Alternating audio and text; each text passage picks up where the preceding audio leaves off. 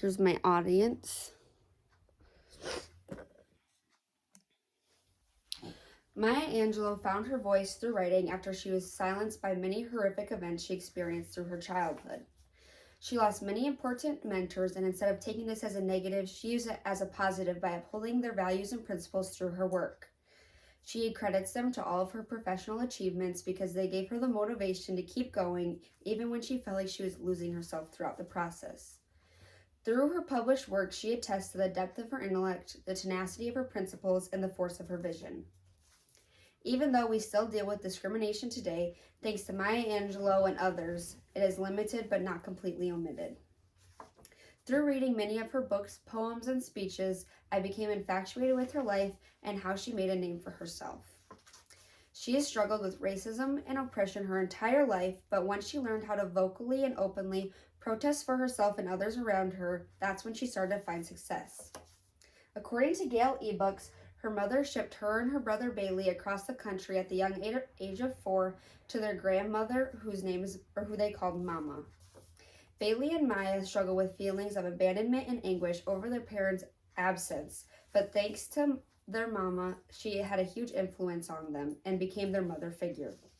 She offered protection for Maya and Bailey and served as a huge role model for the young girl who started to comprehend victimization of young Black children. This is why a huge factor of her book was the caged bird. She refers to herself as a young caged bird because she cites her early yearnings as a child and the prejudices she faced. Because of her traumatic childhood, she gained a drive to meet others who wanted to make a difference within their culture. After witnessing the Watts riots, Malcolm X's assassination, as well as Martin Luther King Jr.'s assassination, she finally learns how to cope through writing.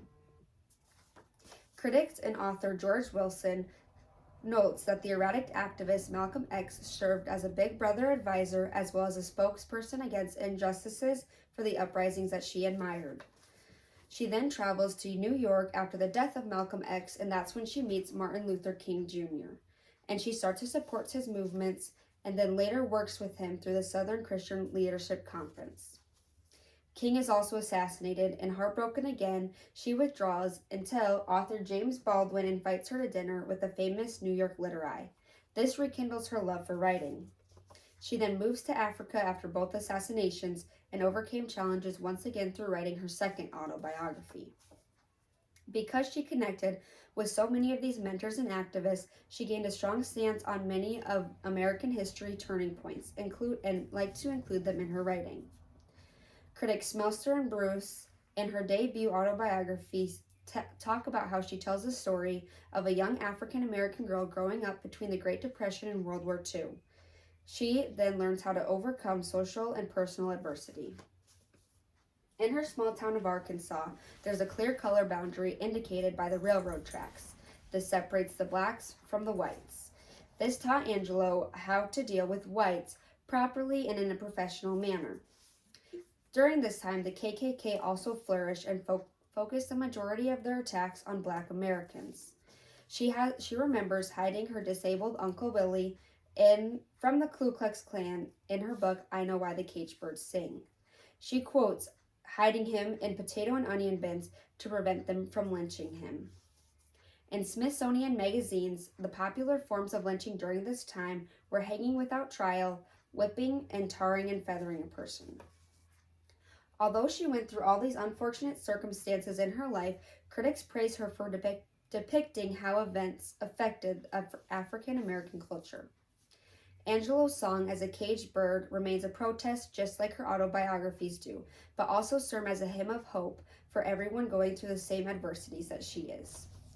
Throughout her career, she inspired many, but she also left the world in a better place than when she arrived. She has added outspoken agitation against difficulties of any race to her status as a rags to riches survivor. Now that you know more about Angelou's life, do you think her efforts to free the stereotype of African American women made an impact? Yes. I agree. Instead of being a singing imprisoned bird, she now swoops and dives in an effort to free the rest of humanity from their confines.